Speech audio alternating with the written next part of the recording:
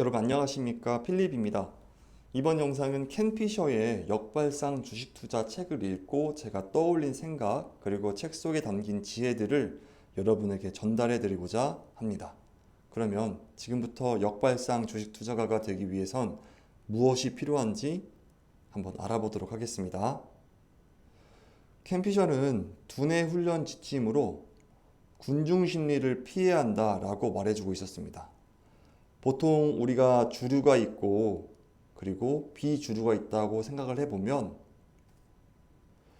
주류에 속해 있는 사람은 자신의 의견에 동의를 해주는 수많은 사람들이 있습니다. 따라서 자기의 힘이 굉장히 강력하다라고 생각할 수 있는 경향이 있습니다. 헌데 문제는 이것을 객관적으로 그리고 합리적으로 평가할 수 있는 그러한 성질을 잃어버린다는 것에 문제가 있습니다. 그렇다면 상대적으로 인원이 적은 비주류의 사람들은 어떨까요? 그들은 합리적인 생각을 할 수 있을까요? 켄 피셔에 따르면 그렇지 않다고 합니다. 그 이유는 규모가 커질수록 주류에 속해 있는 사람들의 숫자도 커지지만 마찬가지로 비주류에 속해 있는 숫자도 커지기 때문에 그 숫자를 소수다라고 말하기 어려워지기 때문입니다.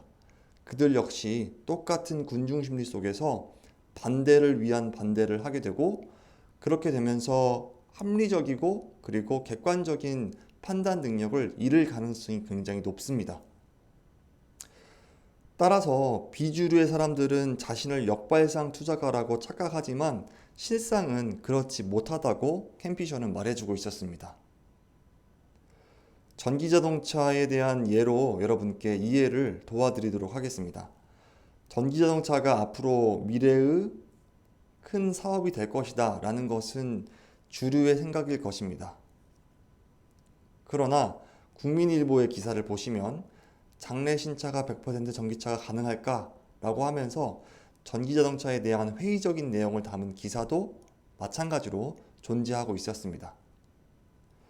이와 같은 상황에서 여러분은 전기차와 전기차가 아닌 내연기관차 중에서 어느 것을 선택지로 고르시겠습니까? 두 가지 상황에서 여러분이 만약 역발상 주식 투자자가 된다면 어떤 선택을 내리시겠습니까? 켄 피셔는 역발상 주식 투자가는 상황을 두 가지 상황이 아니라 전혀 다른 상황으로 이해한다고 바라보고 있었습니다. 예를 든 것인데, 첫 번째, 현재 자동차 산업의 규모는 어떤지에 대해서 생각해 볼 필요가 있습니다. 만약 지금 전체 자동차 시장이 1000조의 시장이라면 그 중에서 300조가 전기자동차고 그것이 700조까지 성장할 수 있다라고 생각을 해본다면 이것은 합리적이겠죠. 그런데 전기자동차가 아무리 좋다고 해서 일반 가정집에서 전기자동차 좋으니까 우리는 2대 사자, 아니다, 우리는 3대 사자 하면서 전체 자동차 시장이 확장될 수 있을까요? 이것은 또 다른 생각, 또 다른 고민의 문제입니다. 다음으로 시가총액 역시 비교를 해봐야 됩니다. 1000조의 자동차 산업 시장에서 현재 테슬라가 차지하고 있는 시가총액은 과연 기존의 1등이었던 도요타의 시가총액과 비교했을 때 적정한 수준인가 라는 것에 대한 의문 역시 반드시 고민해 봐야 되는 문제입니다. 전기 자동차인가 아닌가에 대한 물음보다는 자동차 산업 전반에 대한 생각을 해 볼 수 있는 사람만이 바로 역발상 주식 투자가가 될 수 있는 중요한 그런 능력을 갖춘 사람이라고 말할 수 있겠습니다. 지금부터는 역발상 주식 투자가의 두 번째 성질에 대해서 알아보도록 하겠습니다. 보시는 그래프는 미국 코로나19 확진자 수하고 S&P 500의 주가 흐름입니다. 2020년 1월 당시 S&P 500의 그래프를 보시면 굉장히 큰 폭으로 하락한 것을 보실 수 있습니다.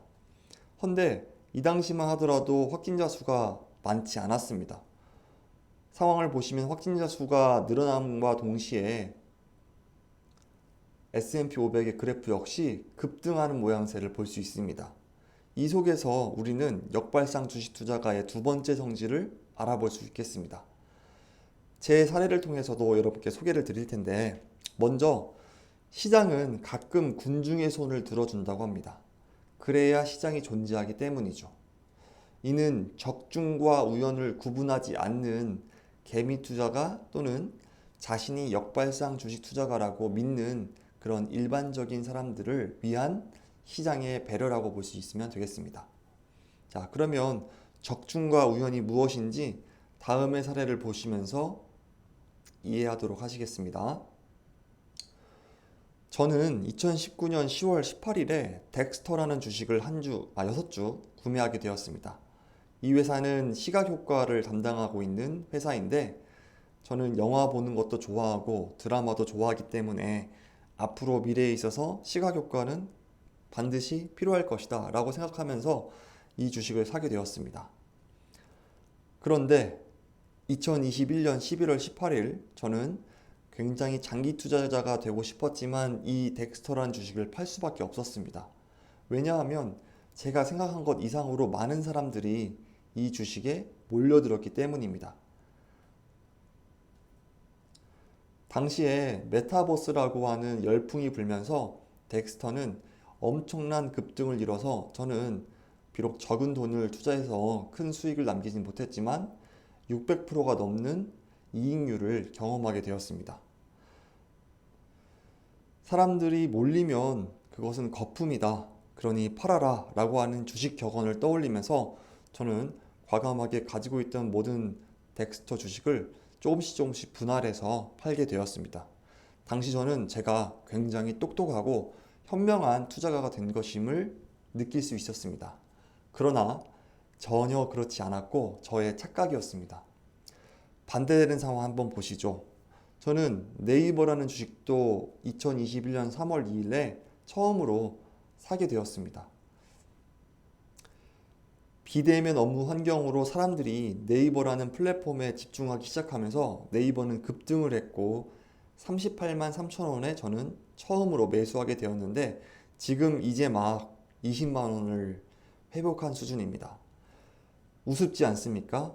저는 덱스터라는 제가 가지고 있던 주식을 사람들이 몰리자 팔았고, 반대로 네이버라는 플랫폼에 사람들이 몰리자 그 사람들 속해서 저 역시 네이버에 몰리는 그런 사람이 된 것이죠. 전혀 반대되는 두 가지 상황을 저는 경험하면서 제가 적중과 우연을 구분하지 못했다라는 것을 느꼈습니다.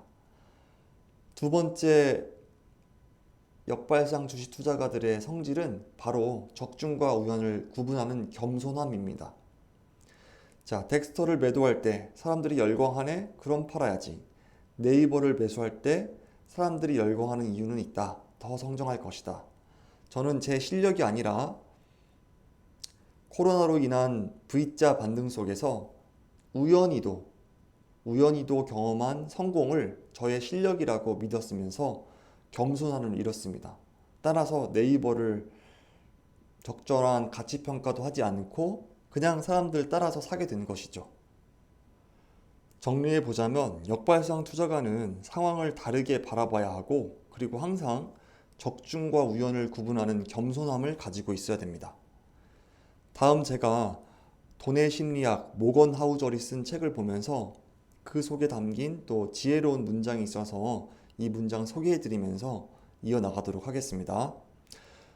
이론상 사람들은 자신의 목표에 따라 그리고 해당 시점에 이용 가능한 투자 옵션의 성격에 따라 투자 의사결정을 내려야 한다. 투자 옵션에는 주식도 있고 채권도 있고 적금이 있겠죠.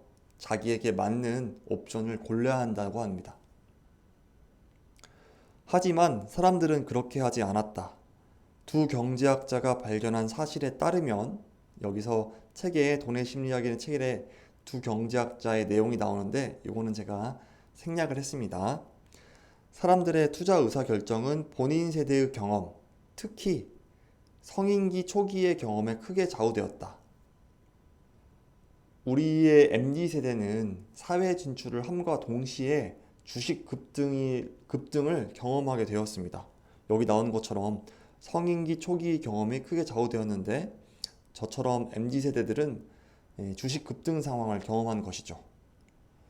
우연히도 주식시장이 강세일 때 성장한 사람은 주식시장이 약세일 때 성장한 사람에 비해 인생 후반에 가서도 주식에 더 많이 투자했다.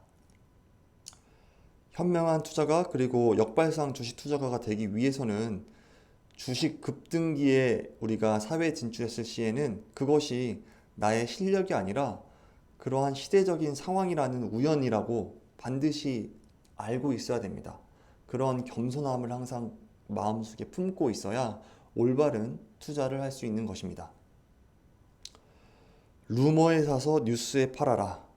이처럼 주식 명언, 일반 통념 모두 좋습니다. 문제는 이것들을 모두가 알고 있다는 점입니다. 이렇게 좋은 명언들, 일반 통념들 모두가 알고 있으면 모두가 부자가 되어죠. 그렇지만 현실은 그렇지가 못한 것입니다.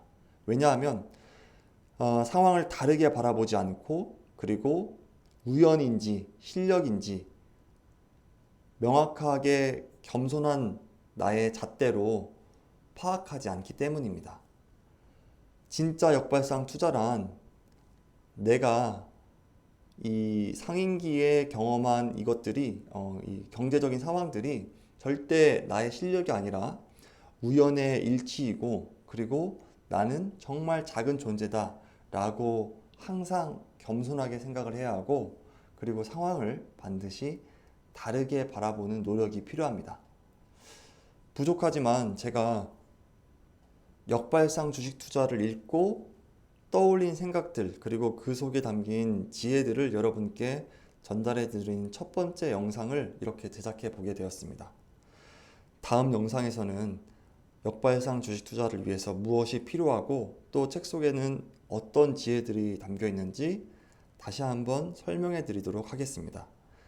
긴 영상 시청해 주셔서 감사드리고 다음 영상에서 찾아뵙도록 하겠습니다. 지금까지 필립이었습니다. 감사합니다.